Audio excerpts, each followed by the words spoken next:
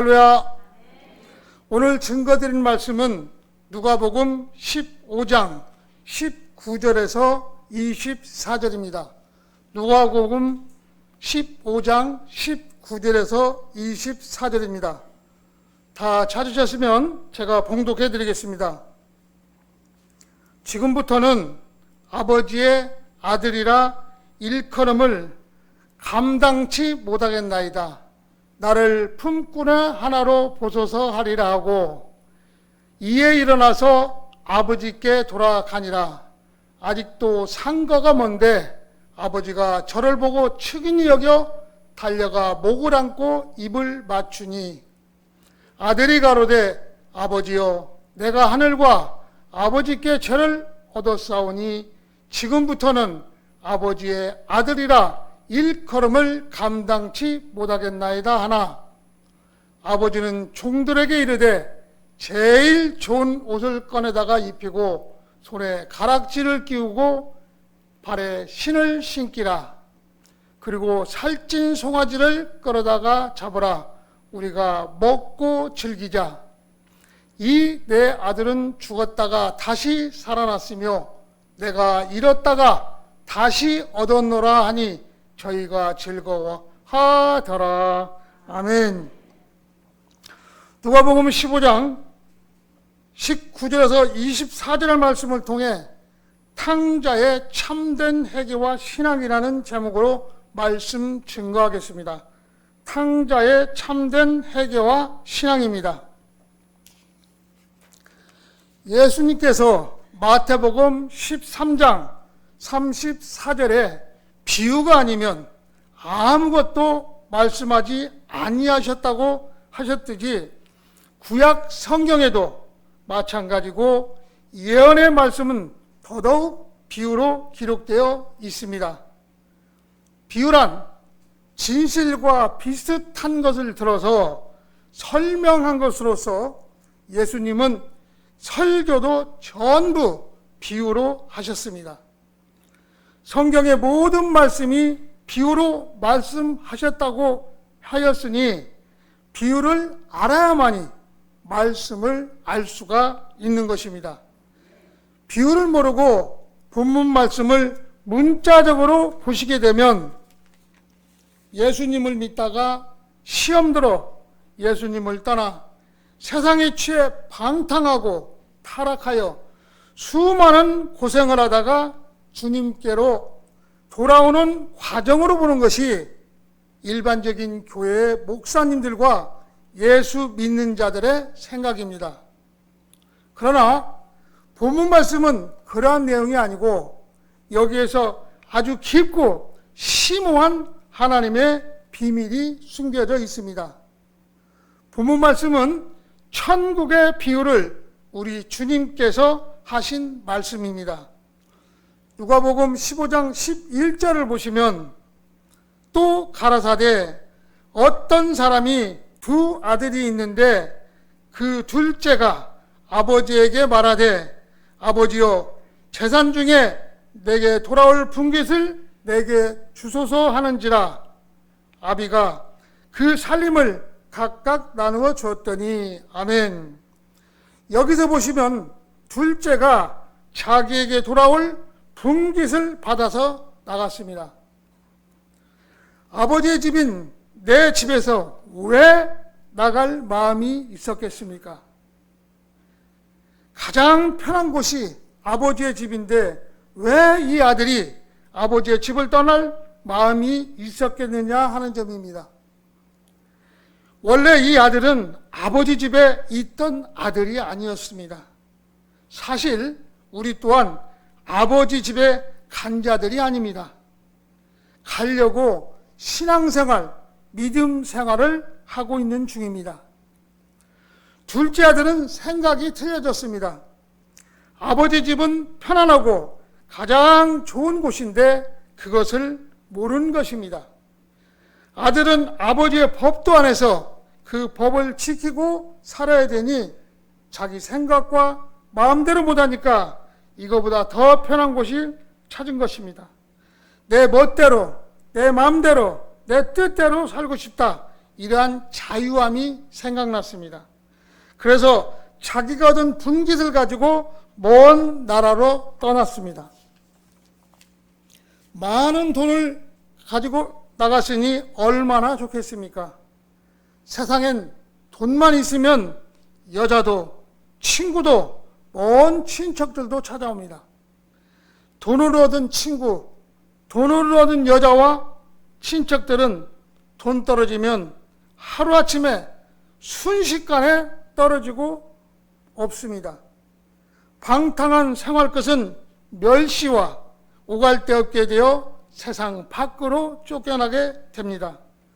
오늘날 많은 기독교인들은 하나님의 법도와 아버지의 심리를 알지 못하는 자리로 쫓겨나 있는 자들입니다.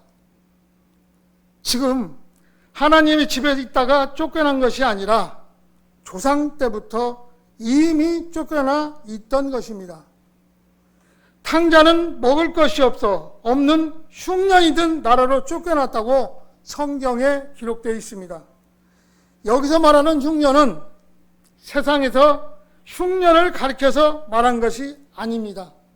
아모스 8장 11절을 보시면 물이 없어 가람이 아니요 양식이 없어 주림이 아니라 하나님의 말씀을 듣지 못한 기갈이라고 했습니다. 곧 하나님의 말씀이 없는 장소에 있는 자들의 흉년된 장소에 있음을 알 수가 있습니다. 탕자는 돼지 키우는 사명을 받게 되었습니다. 돼지를 키워서라도 밥을 얻어먹어야 하는데 그렇지 못했습니다. 돼지가 먹는 주염 열매로 배를 채우고자 하였어도 먹을 것이 없어서 배고파 죽게 되었다고 기록이 되어 있습니다. 그러면 여기서 돼지란 무엇입니까? 마태복음 7장 6절을 보시면 진주를 개에게나 돼지에게 주지는 말라는 말씀이 있습니다. 세상에 누가 진주를 개나 돼지에게 주는 사람이 있습니까? 이 돼지는 바로 하나님의 말씀을 깨우치지 못한 우상 숭배자를 가리켜서 돼지라고 비유한 것입니다. 탕자는 돼지를 키우고 쥐염 열매를 먹었습니다. 탕자의 신앙은 어떤 신앙입니까?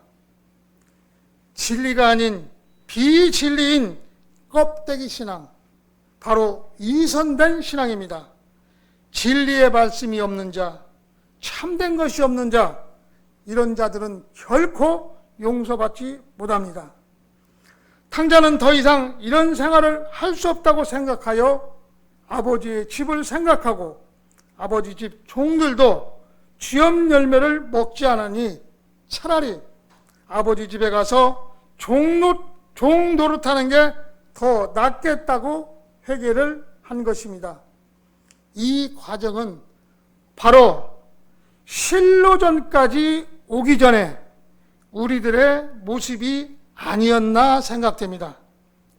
본문 15장 21절을 보시면 이에 일어나서 아버지께로 돌아가니라. 여기서 아버지께로 돌아간다고 한 것은 말로만 돌아간다는 뜻이 아닙니다. 돌아간다는 것은 거짓없이 진실했을 때 돌아간 것입니다. 교회에 열심히 충성한다고 교회에 돌아간 것이 아닙니다. 진실로 아버지께 자기의 모든 부족한 것을 솔직히 내어놓고 아버지의 뜻을 위해 이제 나는 껍데기를 잘난 체한 이 모든 것을 하나님 앞에서 진실로 버리겠습니다 라고 했을 때 하나님께 돌아간 자가 된 것입니다. 예수 믿는다고 해서 하나님께 돌아온 자가 아닙니다. 진실로 돌아온 자는 나의 모든 것 주님을 위해 삽니다. 내 생활 모든 것 주님이 책임지시고 보살펴 주옵소서 하는 자가 바로 돌아온 자입니다. 호세아 12장 6절을 보시면은 그런즉 너희 하나님께로 돌아와서 인애와 공의를 지키며 항상 너희 하나님을 바라볼지니라. 아멘. 돌아오면 어진 사랑과 공의와 하나님의 의를 위한 참된 정의를 항상 지키며 하나님을 섬길 것이라고 했습니다. 참으로 돌아온 자가 누굽니까?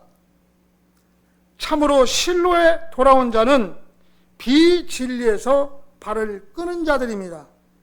여기 탕자된 아들은 진실로 돌아왔습니다. 참으로 실로에 돌아온 자는 비진리에서 발을 분명히 끄는 자가 진실로 돌아왔다는 것을 우리는 꼭 상기해야 됩니다.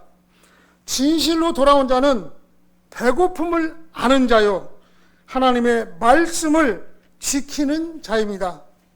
목이 말라서 타는 사람이 물 한 그릇 먹고 아이고 이제 살겠다, 물맛 참 좋다 하는 것 같이 하나님의 말씀이 그리워서 주여 하나님의 진리의 말씀이 어디에 있습니까? 종말에 하나님의 예언의 말씀이 어디에 있습니까? 하고 말씀을 찾아 목마르게 애타던 자들이 실로전에서 쏟아지는 진정한 생명수의 물을 마심으로 목이 시원하게 될 수 있음을 확신합니다. 본문 15장 20절을 보시면 이에 일어나 아버지께로 돌아가니라. 아직 상거가 먼데 아버지가 저를 보고 측은히 여겨. 아멘. 상거란 서로 떨어져 있는 두 곳의 거리를 말합니다. 아버지가 자식을 먼저 바라보고 달려가서 그를 측은히 여겼습니다. 이와 같이 진리의 말씀이 되신 우리 주님께서는 우리를 기다리고 계십니다. 아들은 죄가 너무 많아서 달려가지 못했지만 아버지는 목을 안고 입을 맞춥니다. 본문 15장 22절을 보시면 아버지여 내가 하늘과 아버지께 죄를 얻사오니 지금부터는 아버지의 아들이라 일컬음을 감당치 못하겠나이다. 아멘. 라고 말합니다. 이것은 진정으로 회개하는 말입니다.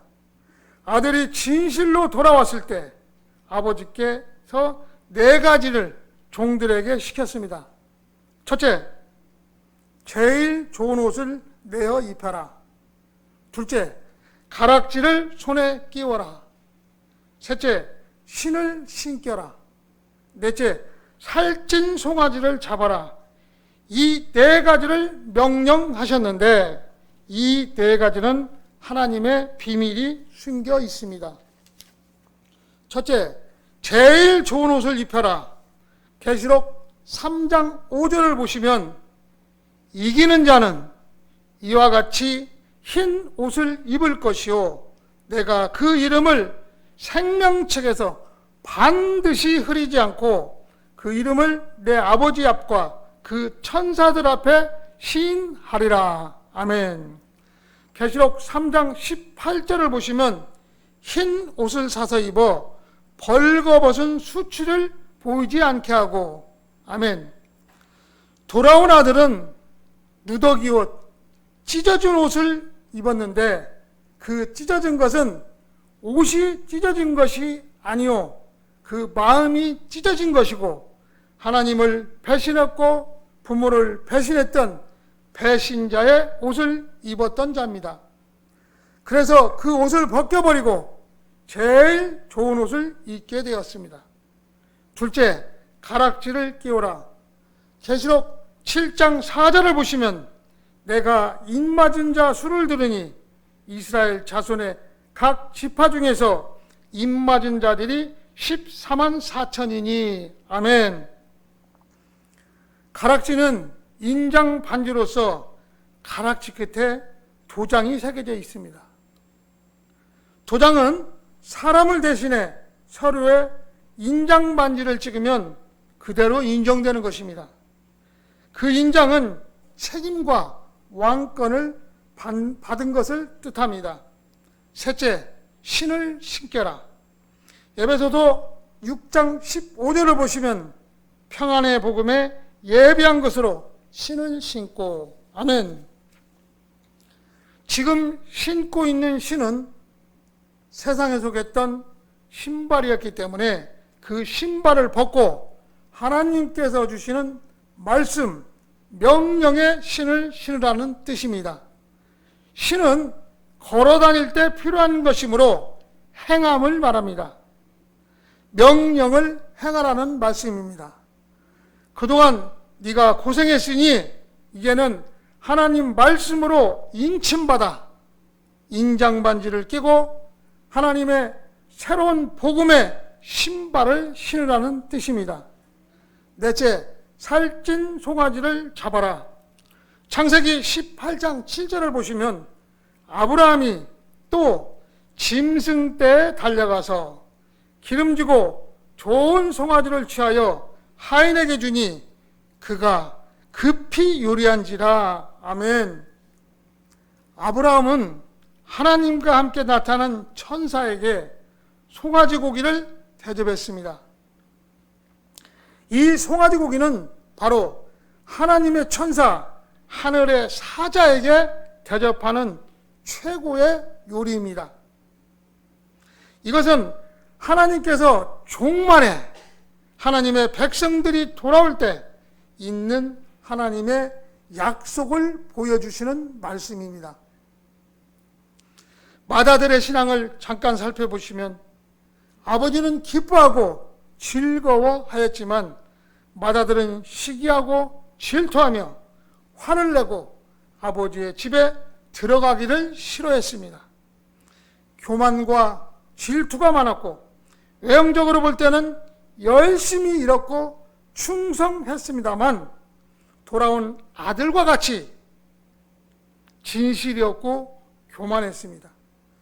외형적으로 하나님을 율법을 지키고 신앙생활을 잘하는 세상의 많은 예수 믿는 자들의 신앙입니다만 하나님께서 바라시는 참된 신앙은 돌아온 탕자처럼 진심으로 회개하고 하나님께서 허락해 주시는 첫째, 진리의 말씀에 새 옷을 입고, 둘째, 하나님께서 허락해 주시는 인장 반지를 끼고, 셋째, 진리의 신발을 신고, 넷째, 하나님께서 베풀어 주시는 송아지를 잡는 천국잔치에 참여하는 신앙이 참된 신앙이라는 걸 깨닫고 다짐하고 행하여 다 함께 천국잔치에 참여하시는 귀한 성도님들이 되시기를 예수님 이름으로 간절히 원하며 말씀 마치겠습니다.